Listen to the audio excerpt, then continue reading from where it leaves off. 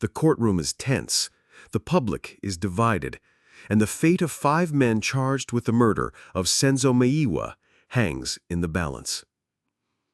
But behind the headlines and the emotional chaos, there's a legal bomb about to go off. The Section 174 application. This is the defense's bold move, asking the judge to throw out the case mid-trial, arguing that the state has failed to prove its case. But there's a massive problem. 2 of the accused, Sibiya and Ntanzi, allegedly confessed. And whether those confessions were voluntary, coerced, or completely fabricated, they exist. And in South African law, that's a nightmare for the defense. Today, we break down exactly why these confessions are the defense team's worst nightmare and why the Section 174 application could be doomed before it even begins. Let's first understand what Section 174 actually means in practical terms. Under South Africa's Criminal Procedure Act, Section 174 allows the defense to apply for a discharge after the prosecution closes its case, but only if they believe the state has failed to provide enough evidence for a reasonable court to convict. This isn't about proving innocence. It's about arguing that the prosecution's case is so weak, so lacking in substance, that the accused shouldn't even be forced to present a defense. That's a bold claim, and it only works if there's no direct evidence. Here's where it gets complicated. If the state's evidence is purely circumstantial, the defense might have a shot. But if there's a confession, especially one that's admissible in court, the defense is on shaky ground. Because unlike speculation, rumors, or hearsay, a confession is considered direct evidence, a first-hand admission of guilt. That changes everything. Let's talk about the confessions themselves. According to the state, accused 1, Ntanzi Sibiya, and accused 2, Ntanzi, both made statements confessing to their involvement in Senzo Meyiwa's murder. These were made separately and at different times. In Sibiya's case, his confession was reportedly recorded and signed shortly after his arrest. Ntanzi, on the other hand, gave more than one statement, some of them contradictory, and all of them controversial. The defense has repeatedly argued that these confessions were forced, made under duress, and obtained after long hours in custody without legal representation. They claim beatings, torture, and threats were involved. They claim the police manufactured the confessions to justify arrests that had no basis in fact. But here's the cold truth. Unless the judge finds these confessions completely inadmissible, they are considered valid evidence. That's why the defense had to fight so hard for a trial within a trial, to try and convince the judge that these confessions were illegally obtained. But the very fact that the confessions exist in the case file, even if challenged, means the judge must weigh their impact. And if even one of those confessions is seen as credible, the court can justifiably refuse to grant the Section 174 application. So why are these confessions so powerful? Let's break it down. In a criminal trial, especially one with multiple accused, the prosecution doesn't always need DNA, fingerprints, or an eyewitness who saw every detail. What they really need is a coherent narrative, a version of events that explains who did what, when, and how. The confessions by Sibiya and Ntanzi do exactly that, at least from the state's point of view. Their alleged statements place them inside the crime scene, identify the other accused as co-participants, describe details that the police claim weren't publicly known at the time.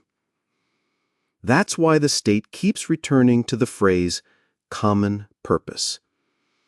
Because even if the other three accused, Mapisa, Mngube, and Mtintwa, didn't confess, these two alleged statements can be used to argue that all 5 men acted together. That is deadly for the defense. It means even if your client didn't say a word, or wasn't caught on camera, or didn't have a phone at the scene, if he's named in the confession, he's in trouble. Wait, it gets worse. The confessions alone might be challenged, but the prosecution didn't stop there. They brought in what they claim is corroborating evidence to support the confessions. Let's go through some of it. Ballistic evidence. The state says the weapon used to shoot Meyiwa is linked to accused 3, Sifisukole and Ngube, through past crimes. Cell phone records. Cell phone tower pings allegedly place some of the accused in Voslorus at relevant times. Photo and app data. Photos recovered from cell phones allegedly show gang associations, weapons, and connections between the accused. Police testimony. Officers claim they saw nervous behavior, evasive answers, and found contradictions in the accused's statements. All of this, true or not, gives the judge more than just a confession to work with. The more the state backs up the confessions with external evidence, the less likely the judge is to say, "There's no case here, I'm discharging the accused." This isn't a civil dispute, it's a murder case, and the courts are always cautious when deciding to end a trial prematurely, especially when the evidence looks damning on the surface. So why is the defense even trying for a Section 174 application? Well, think of it like a Hail Mary pass. If they succeed, it could acquit one or more accused immediately and shake the state's credibility. It would also save months, if not years, of trial time, cost, and reputational damage. But most importantly, it would send a message that the case was built on shaky ground, and that the police and prosecution failed to meet even the basic burden of proof. The defense lawyers are expected to argue, "There's no physical evidence tying my client to the scene. The confession was coerced. There are contradictions in the state's timeline. The case is a conspiracy against my client." But it may not be enough. The judge is likely to think, if there's any chance these confessions are legit and the accused were involved, then the defense needs to present their version. And that's why this Section 174 application is so risky. So where does that leave us? The truth is this. Even if the confessions were obtained under shady conditions, and even if parts of the state's case seem weak, the mere presence of those confessions is a ticking bomb for the defense. The judge may not fully trust them. The public may not believe them. But legally, they change everything. Because Section 174 doesn't require absolute certainty. Just a question.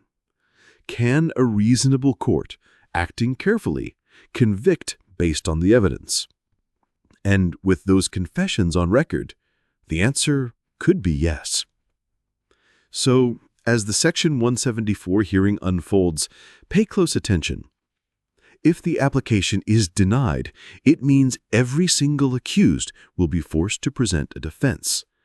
And then the trial will enter its most brutal phase: cross-examinations, alibis, and witness battles. The confessions may have started the storm, but what comes next could shake the foundation of this trial forever.